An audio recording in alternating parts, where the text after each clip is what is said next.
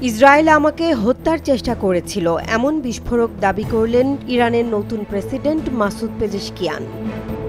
এক বিস্ময়কর সাক্ষাৎকারে মার্কিন উপস্থাপক টাকার কার্লসনকে দেয়া বক্তব্যে পেজেশকিয়ান জানালেন, আমি এক বৈঠকে ছিলাম, সেখানে তারা বোমা হামলার চেষ্টা করেছিল। তার ভাষায়, তারা ব্যর্থ হয়েছে, কিন্তু আমি আমার জীবন কোরবানি দিতেও ভয় পাই না। পেজেশকিয়ান জোর দিয়ে বলেন, পারমাণবিক বোমা আমাদের ধর্মীয় মূল্যবোধের পরিপন্থী, এটি হারাম। তিনি দাবি করেন, ইরান কখনোই পারমাণবিক অস্ত্র চায়নি, আর ইসরায়েলের আগ্রাসনই আজ অঞ্চল জুড়ে অস্থিরতার কারণ। মার্কিন প্রেসিডেন্ট ডোনাল্ড ট্রাম্প সম্পর্কে পেজেশকিয়ান বলেন, তার বিশ্বাস মধ্যপ্রাচ্য ও বিশ্বে শান্তি ফিরিয়ে আনার ক্ষমতা ট্রাম্পের রয়েছে। ইসরায়েলকে নিয়ন্ত্রণ করার ক্ষমতাও তার রয়েছে।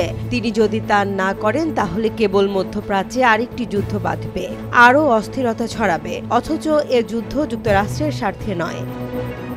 তার অভিযোগ, আন্তর্জাতিক পরমাণু সংস্থা IAEA ইসরায়েলের সঙ্গে তথ্য ভাগাভাগি করছে। বলেন, ওরাই আমাদের স্থাপনায় হামলার পথ করে দিয়েছে। এই সাক্ষাৎকার এমন এক সময় সম্প্রচার হলো যখন যুক্তরাষ্ট্র ইরানের 3টি পারমাণবিক কেন্দ্রে হামলা চালিয়ে সমালোচনার মুখে পড়েছে। নিজ দলের MAGA সমর্থকরাও এই সিদ্ধান্তের বিরুদ্ধে।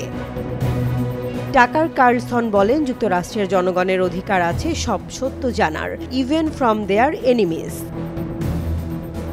বিশ্লেষকরা বলছেন, এ এক নতুন টানাপোড়েনের সূচনা, ইরান ইসরায়েল সংঘাতের এক ভয়াবহ মোড়। ইরান কি সত্যিই শান্তি চায়, নাকি সামনে আসছে আরও এক রক্তাক্ত সংঘাত?